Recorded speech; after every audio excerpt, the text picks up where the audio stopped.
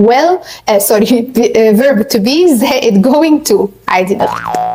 السلام عليكم واهلا وسهلا بكم وثالث حلقات شرح قواعد اللغه الانجليزيه الجرامر على قناتي انجلش فلوج. النهارده ان شاء الله هشرح لكم قاعده الفيوتشر سيمبل او المستقبل البسيط. هجاوبكم عن كل الاسئله اللي هتيجي في بالكم عن شرح الزمن وعن الجرامر واستخداماته كل حاجه، وطبعا زي ما احنا متعودين هقول لكم امتى هنستخدم زمن الفيوتشر سيمبل وازاي نكون الجمله، وكمان ازاي نسال سؤال او ننفي الجمله، واكيد كل الكلمات الدلاليه اللي اول ما نشوفها نعرف ان ده على طول زمن الفيوتشر سيمبل زي ما احنا متعودين. وخليني كمان اسيب لكم في صندوق الوصف تحت كل الروابط الخاصه بحلقات شرح الجرامر عندي على القناه، ولو لسه ما اشتركتش في القناه مستني ايه؟ اشترك دلوقتي حالا معايا في القناه وفعل الجرس كمان عشان يوصلك دروسي كل يوم. وتعالوا نبدا.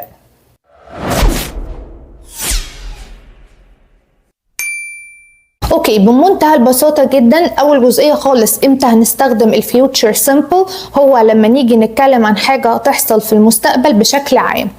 تاني حاجة هتحصل في المستقبل بشكل عام، تمام؟ وهنا احب افرق لكم ما بين حاجه او خطا شائع جدا. ان شاء الله الفيديو اللي جاي باذن الله هشرح فيه البريزنت كونتينيوس، وهتلاقوا ان في استخدام من استخدامات البريزنت كونتينيوس اللي هو المضارع المستمر ان انت كمان بتتكلم عن حاجه في المستقبل. طب ايه الفرق ما بين ده والفرق ما بين ده؟ الفرق ببساطه انه البريزنت كونتينيوس بتتكلم عن حاجه هتحصل في المستقبل وبيكون متضمن فيها اشخاص تانيين او اطراف تانيين. يعني مثلا لما اجي اقول انا هروح الكوافير مثلا بكره مثلا، تمام؟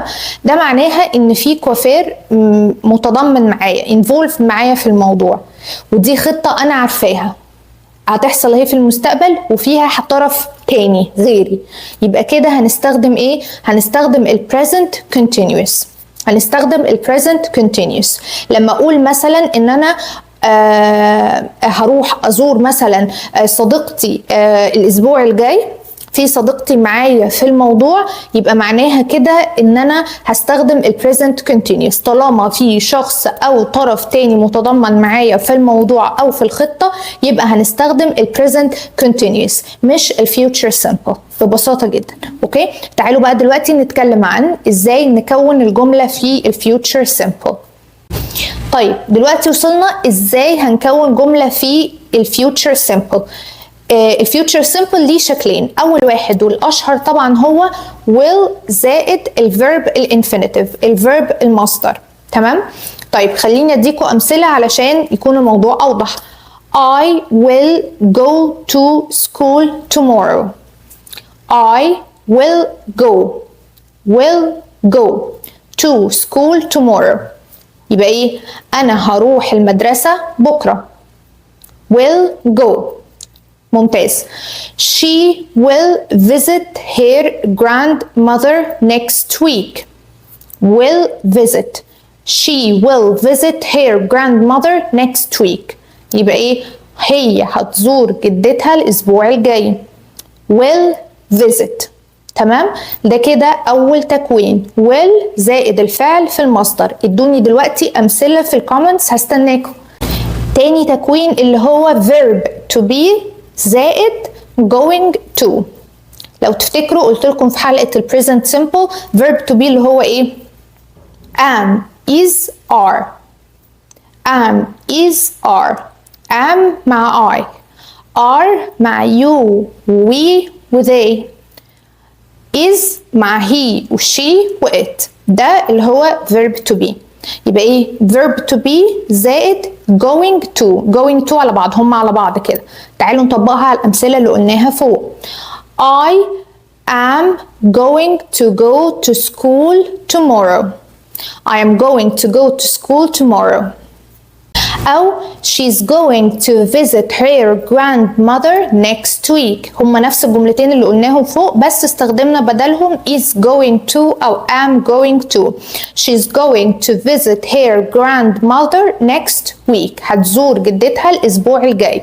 طيب امتى استخدم will plus الانفينيتيف وامتى استخدم be verb to be زائد going to؟ هقول لكم دلوقتي الفرق. اول استخدام هنستخدم امتى will plus الانفينيتيف لما نكون بنتكلم عن prediction أو التنبؤات، حاجة بنتنبأها بس ملهاش أي دليل. يعني مثلا لما أقول it will rain tomorrow، it will rain tomorrow يعني هتمطر بكرة. أنا بقول هنا ده تنبؤ بس مش مبني على أي دليل، أنا يمكن حاسة إنها هتمطر بكرة، يمكن سمعت في النشرة إنها هتمطر بكرة، يبقى بالتالي هنستخدم will plus الانفينيتيف. تاني حاجة لما نكون بنعمل promise أو وعد. يعني إيه مثلا؟ يعني مثلا أنا بتكلم مع ابني وبقول له ذاكر يا ابني واعمل مجهود أكتر ومش عارفة إيه، فهو قال لي Mom I promise I will study harder. will study هو هنا بيوعدني، يا رب بيقول لي هذاكر أكتر. تالت استخدام اللي هنستخدم فيه اللي هو ال will plus الانفينيتيف أو will plus المصدر لما نكون بنتكلم عن voluntarily action، اللي هو ايه؟ الفعل التطوعي، الحاجة اللي انت بتعملها تطوعا. يعني مثلا انا بنت خالتي فرحها الاسبوع الجاي، فهقول I will help my cousin. انا هساعد بنت خالتي، ده حاجة تطوعية من عندي.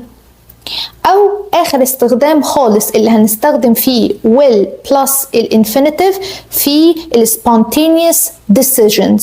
يعني إيه spontaneous دي؟ يعني القرارات العفوية أو المفاجأة، الحاجة اللي أنت قررها كده فجأة. يعني مثلا أنا قاعدة بتغدى أنا وصحابي فأقول لهم I will pay for lunch.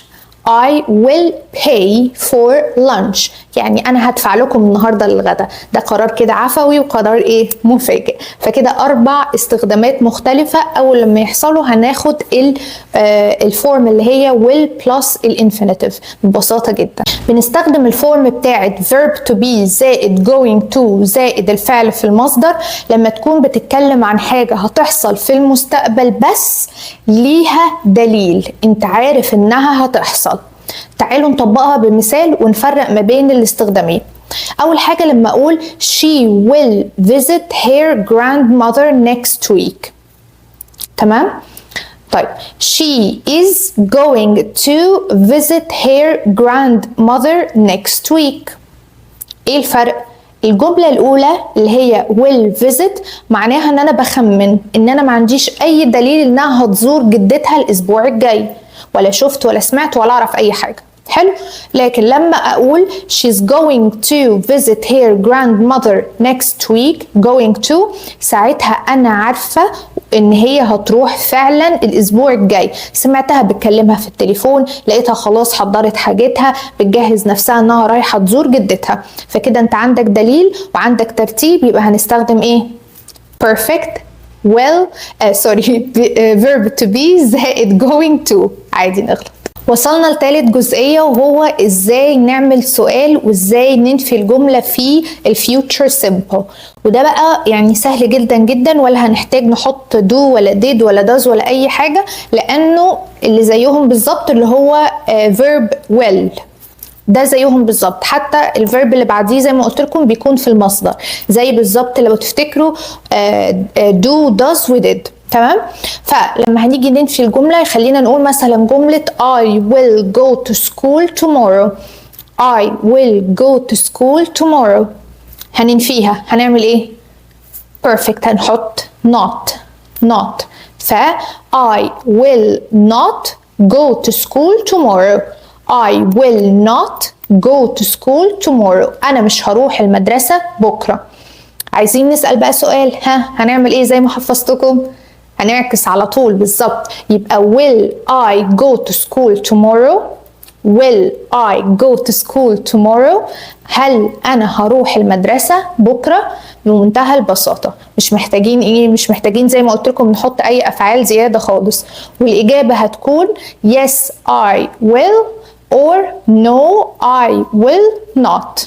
تمام؟ ده لو عايز تجاوب على السؤال يبقى yes I will أو no I will not. وطبعا ممكن تقول الجملة كاملة فتقول yes I will go to school tomorrow or no I will not go to school tomorrow. و will not ممكن نعملها contraction يعني نختصرها وناكلها كده مرة واحدة، نقول want اتدربوا كده معايا علشان يعني الدنيا تبقى اسهل بالنسبه لكم، ومع الوقت خلاص هتبقى اسهل. ادوني كمان examples تحت هنا في الكومنتس على طول علشان اصححها لكم باذن الله. لو احنا بنستخدم الفورم الثانيه اللي هي verb to be زائد going to، ازاي بقى هننفي الجمله؟ ببساطه جدا، احنا عندنا verb to be خلاص معانا اللي هو am و is و are، هنحط جنبه ايه؟ perfect، هنحط جنبه not.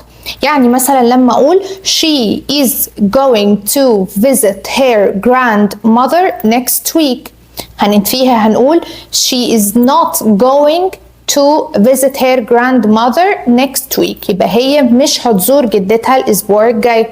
طيب عايزين نسأل السؤال، هنعمل ايه؟ perfect، هنعكس على طول. is she going to visit her grandmother next week؟ is she، احنا مش عارفين هل هي هتزور جدتها الاسبوع الجاي، فالاجابه بتاعتها بتكون yes she is or no she isn't، اللي هو الاثبات او النفي في الاجابه. وزي ما قلت لكم ممكن تقولوا الجمله بقى كلها كامله، قولوها كده معايا. yes she is going to visit her grandmother next week. No, she is not going to visit her grandmother next week. Perfect. كده احنا قلنا كل حاجة ليها علاقة بزمن الفيوتشر سيمبل. فاضل اخر جزئية خالص وهي الكلمات اللي اول ما تشوفها تعرف على طول ان ده فيوتشر سيمبل. تعالوا اقول لكم زي ايه. اول ما تشوف في الجملة tomorrow, soon, in a few minutes, in a few days, in a few months, shortly أو in the future. أول ما تشوف الكلمات دي تعرف على طول إن الجملة دي في الفيوتشر سيمبل، إن هي على طول في زمن المستقبل البسيط. كده بمنتهى البساطة نكون شرحنا شرح كامل ليه استخدامات الفيوتشر سيمبل، ازاي هنكون الجملة، ازاي ان احنا نسأل السؤال وننفي الجملة، وايه هي الكلمات اللي اول ما نشوفها نعرف على طول ان ده زمن الفيوتشر سيمبل. وزي ما قلت لكم انا مستنياكم تدوني امثلة دلوقتي حالا في الكومنتس تحت، ولو طبعا لسه ما اشتركتش معايا في القناة مستني اشترك دلوقتي حالا في القناة وفعل الجرس كمان، وشيروا بليز الفيديو ده لاكبر عدد من الناس علشان الكل ان شاء الله يستفيد. اتمنى من كل قلبي النهارده يكون الشرح بالنسبة لكم كان بسيط وسهل، وان انا شرحت لكم الفيوتشر سيمبل بشكل بسيط. وتتابعوا طبعا كل حلقات شرح الجرامر عندي على القناه لانها بجد كويسه ان شاء الله هتفيدكم. اشوفكم باذن الله في حلقه جديده، وما تنساش اللايك. باي باي.